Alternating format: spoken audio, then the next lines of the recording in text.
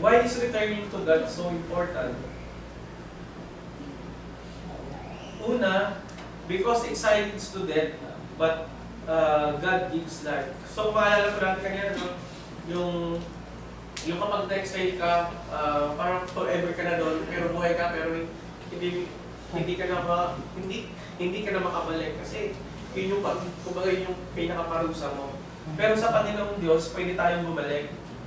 Sa Ezekiel 18, verse 30, sinasabi po doon, "Therefore, you Israelite, I will judge each of you according to your own way. Declare the sovereign Lord, repent, turn away from all your offenses, then sin will not be your downfall." Sinasabi po dito na kung tayo babalik at magre-repent sa ating Panginoong Diyos, magkakaroon tayo ng pagkakataon ulit na magkaroon ng buhay at kaligtasan. Rid yourself of all the offenses you have committed and get a new heart and a new spirit. Why will you die, people of Israel? So pinapakita po dyan na kung tayo ay magre-repent, at tatanggapin yung mga ginawa natin pagkakasala, ang Panginoon ay punong-puno ng pagmamahal. Kaya nga, di ba, kung parang kung tutusin, no, sa isang tatay, sa isang yun yung pinapakita ng Panginoong Diyos eh. Siya yung tatay, tapos yung mga anak tayo. And then, yung anak, kahit sobrang dami na niya ng ginawang mga kalokohan, pero pag humingi siya ng tawad sa kanyang tatay, okay na ulit. Parang ganun din po yung pinapakita sa atin. Number 2, because only God can restore our soul. Sa Psalms 23 verse 3, He refreshes my soul. He guides me along the right paths for His name, for His name's sake. So pinapakita po dito na ating Panginoong Diyos, siya yung magre-refresh na ating pagkatao, ng ating soul. Kung tayo ay magiging lang sa Kanya, sincere yung ating pagbalik sa Kanya.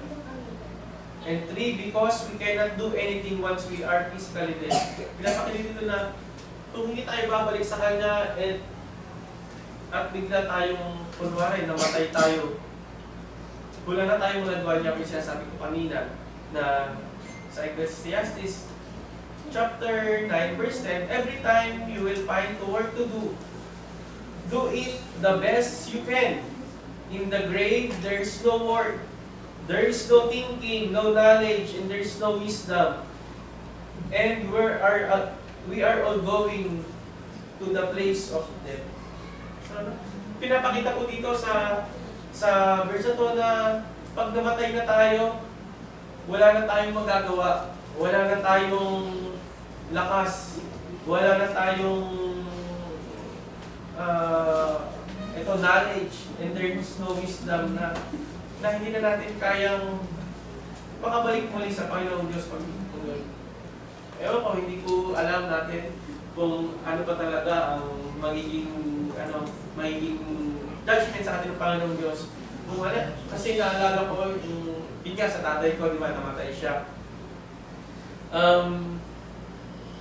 Hindi ko masabi kung ligtas siya o hindi kasi nakikilala niya naman ang Panginoong Diyos, nakikilala niya ang Panginoong Jesus, pero hindi natin siya nakakasama. Katulad nito, hindi natin siya nakakasama sa mga ganitong gawain. Pero nakakapagtaka tayo kasi nung na-check yung yung Facebook po niya, yung mga yung mga sinishare niya about God, bago siya namatay, hindi ko kung ano ba yung magiging judgment. Kasi nasa Panginoong Diyos lang yung judgment, wala tayong Kaya habang tayo ay nabubuhay dito sa mundo, habang tayo ay may pagkakataon, huwag nating pagwalang bahala. Kumbaga, pahalagahan natin yung buhay na ibigay sa atin. Huwag natin salangin sa kung ano-ano, punta tayo kung saan-saan, sa walang kwenta-kwentang bagay na hindi naman nakakalagot sa ating Panginoong Diyos.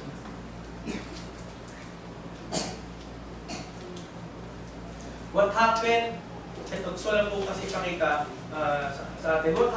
What happened after we die? So yun yung gusto kong makita din ng mga kids, mga teens. Ano ba yung mangyayari kasi sa atin pag namatay tayo?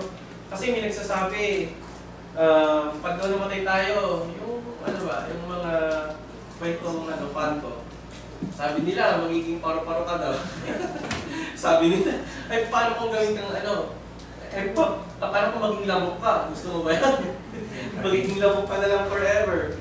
So, yung mga ganong kaisipan, kailangan nating salisikin kung totoo ba yun.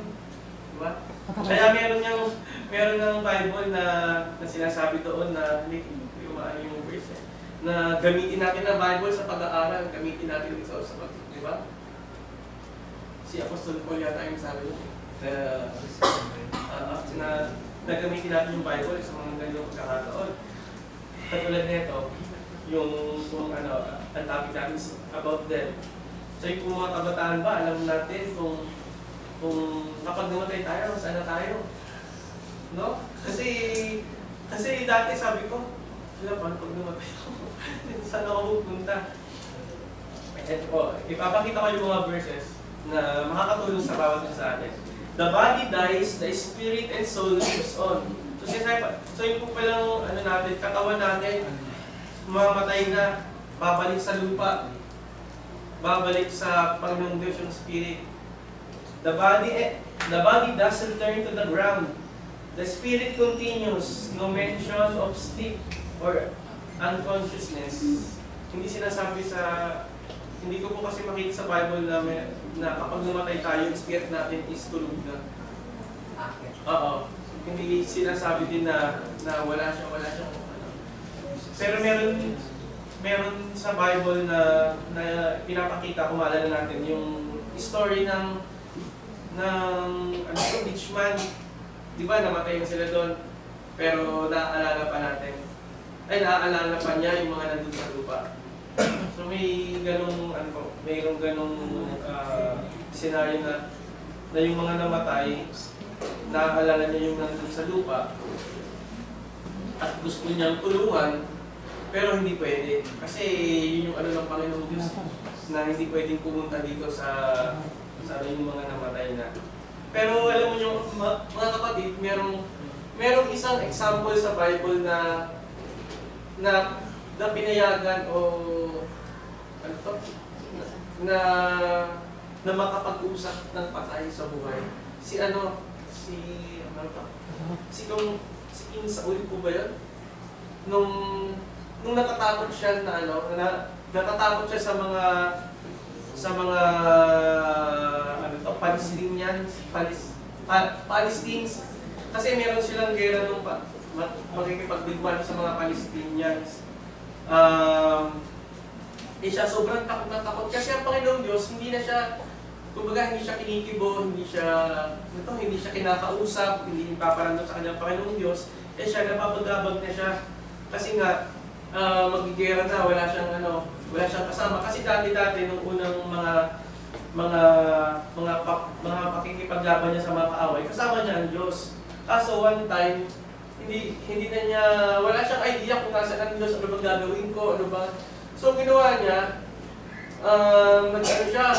nagpunta siya sa isang para magkukulam natin Tapos gusto niya sumangguni sa mga patay.